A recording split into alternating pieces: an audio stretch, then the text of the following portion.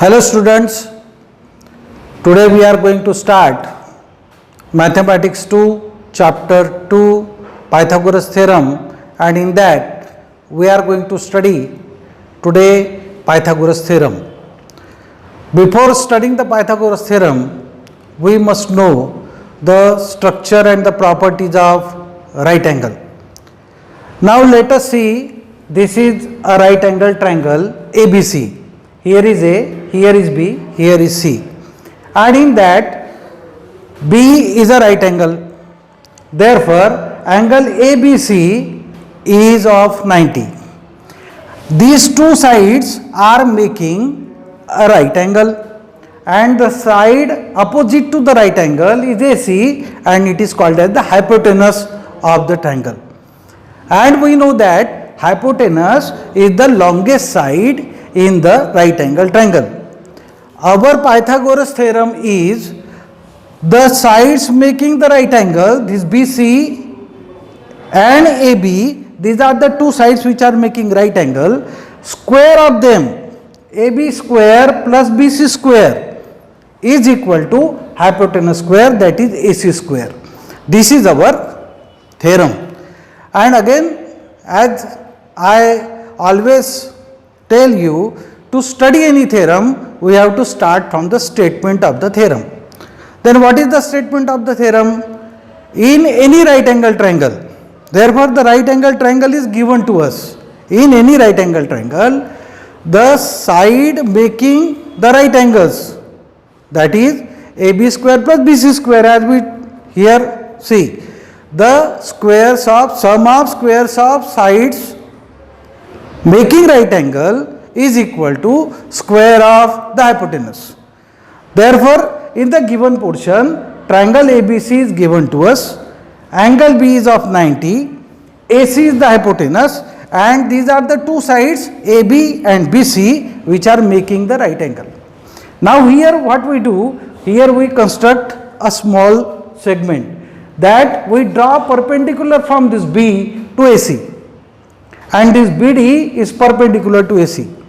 As in the part 1, in the theorem of similarity in right angle triangles, we have seen the two triangles which are formed by the perpendicular and the hypotenuse are similar to each other, and with the original one, taking the help of that, we are going to prove this theorem.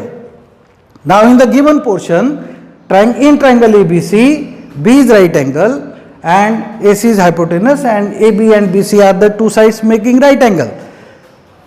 To prove section is, the second part of our statement is AC square is equal to AB square plus BC square. To start this theorem, now as I told you, we are going to take the help of the part 1 theorem, the theorem of similarities in right angle triangles.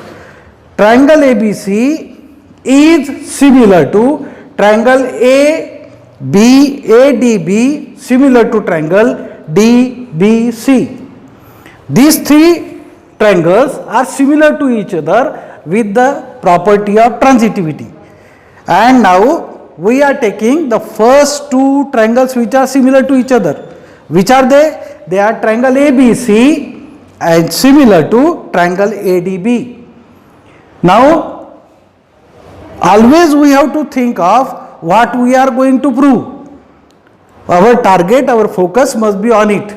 What we are going to prove? AB square plus BC square. Now for AB square, I will take the two equal ratio of the similar triangles. Which are they? AB upon AD is equal to AC upon AB. We must choose the proper sides which are necessary to us. Therefore, what I choose? The first two vertices AB. Therefore, the corresponding vertices are AD. Therefore, AB upon AD is equal to AC upon AB. By cross multiplying, AB square is equal to AD into AC. This is our statement number 1. Now we are taking the second pair of similar triangles, and it is triangle ABC similar to triangle BDC. Again we will take the two proper segments which are necessary to us, and the segments are BC upon DC is equal to AC upon BC, and BC into BC, again cross multiplying, BC into BC is equal to AC into DC. Therefore, BC square is equal to AC into DC. This is our statement number 2.